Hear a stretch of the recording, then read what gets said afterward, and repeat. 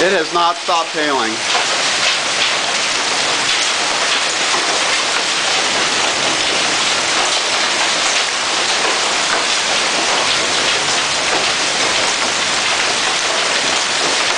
There's some hail, it's about quarter size, other hail, a lot more is like a marble and like a large pea.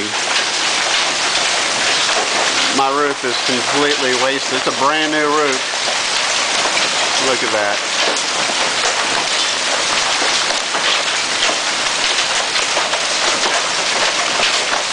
It's nice and warm outside and there's tons and tons of hail.